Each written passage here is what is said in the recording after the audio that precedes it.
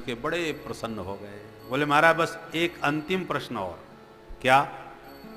कथा सुनने की विधि क्या है, कैसे कथा सुननी चाहिए? तो विधि का भी एक अध्याय में वर्णन किया। बोले सबसे पहले देवज्ञम तु समाहूय मुहूर्तम प्रेक्षयत्नतः, किसी विद्वान से बढ़िया मुहूर्त निकलवाओ, शुभ घड़ी में कथा हो। दूसरी बात, व्यासपीठ का सुंदर निर्माण करके व्यास गद्दी पर किसी विद्वान वक्ता को बैठाओ। कथावाचक कैसा होना चाहिए उसके लक्षण बतला रहे। विरक्तो वैष्णवो विप्रो वेद शास्त्र विशुद्ध कृत, दृष्टांत कुशलो धीरो वक्ता कार्योति निस्पृह। पहली बात, वक्ता के हृदय में वैराग्य की प्रतिष्ठा होनी चाहिए। संसार का रागी वक्ता यदि होगा तो संसार की बातें ज्यादा करेगा और तुम्हारा चित्त संसार में लगाएगा। वैराग्य माने विगत राग, संसार से विगत राग हो जाए और परमात्मा के चरणों में उसका विशेष राग हो जाए, वह है वैराग्य। वक्ता के हृदय में वैराग्य होना चाहिए। दूसरा, वैष्णव होना चाहिए। वैष्णव माने भगवत भक्त।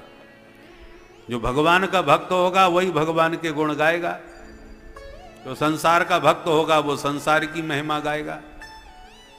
इसलिए वैराग्य होने के साथ साथ वक्ता वैष्णव होना चाहिए। फिर तीसरा लक्षण है विप्रः, वैराग्य हो, वैष्णव हो, विप्र भी होना चाहिए, ब्राह्मण देवता हो।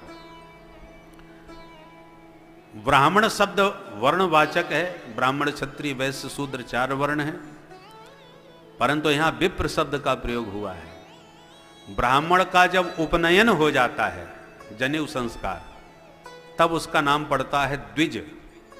द्वाभ्याम जायते इति द्विजः, यज्ञोपवीत पहनने के बाद उसका दूसरा जन्म होता है, इसलिए वह द्विज कहलाता है। किंतु जब वेदादि शास्त्रों का अध्ययन करके वेद पथ का अनुगामी बन जाता है, तब उसका नाम होता है विप्र।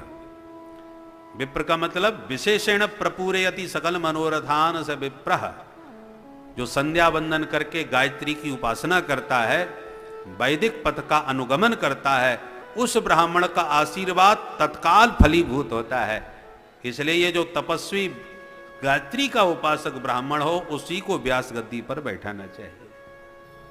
विरक्तो वैष्णवो विप्रो वेद शास्त्र विशुद्ध कृत, जिसने गुरु परंपरा से वेदादि शास्त्रों को ठीक से समझा हो, सिर्फ पढ़ा न हो।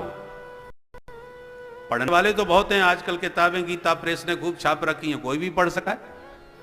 पढ़ना अलग बात है, समझना अलग बात है। पढ़ करके बहुत से लोग उलझ के रह जाते हैं, यहां ये लिखा है वहां वो लिखा है, अब किसको सत्य माने, भटक जाते हैं। इसलिए गोस्वामी जी कहते हैं वेद पुराण उदधि घन साधु। वेद पुराण क्या है? उदधि हैं, महोदधि समुद्र। शास्त्र समुद्र के समान होते हैं। समुद्र में जल तो अनंत अथाह होता है, परंतु कोई प्यास बुझाना चाहे तो आचमन भी नहीं कर पाएगा, इतना खारा होता है। परंतु उसी समुद्र के जल को जब मेघ मंडल घटाओं में भर के लाते हैं और जगह जगह रिमझिम करके, अभी थोड़ी देर पहले ही बरसा रहे थे, हैं?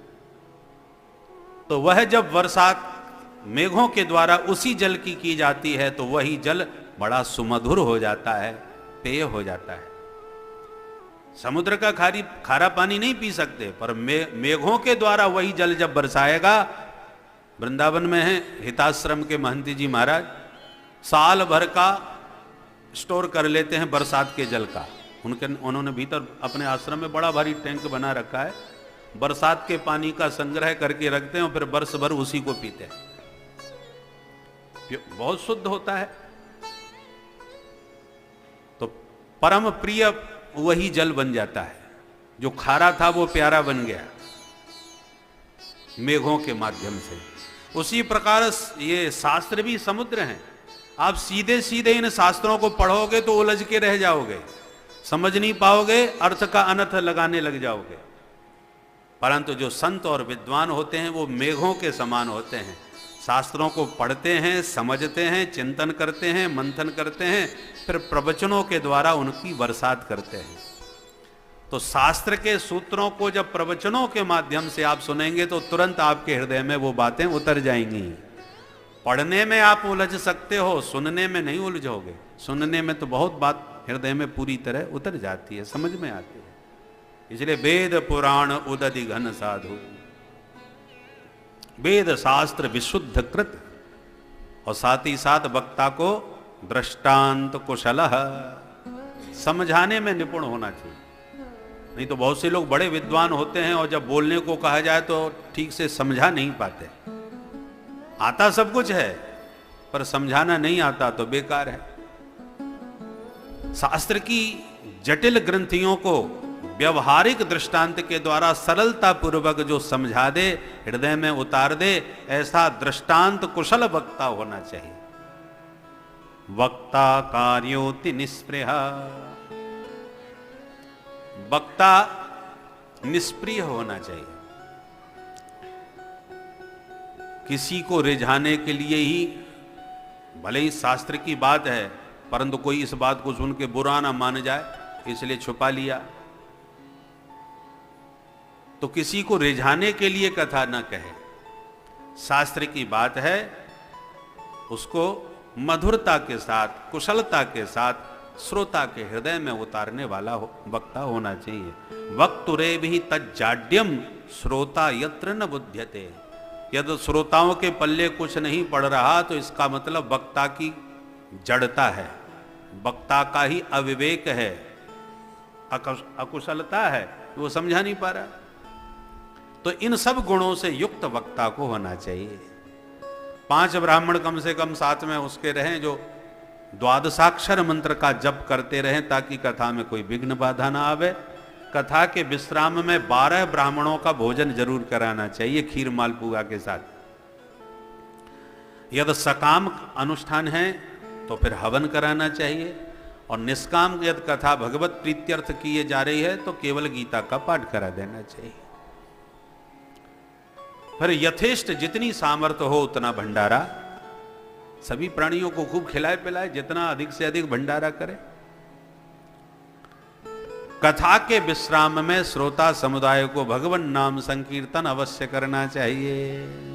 कीर्तन की बात सुन के नारद जी खुश हो गए। नारद जी ने तुरंत वीणा पर छेड़ दिया राग मालकोश।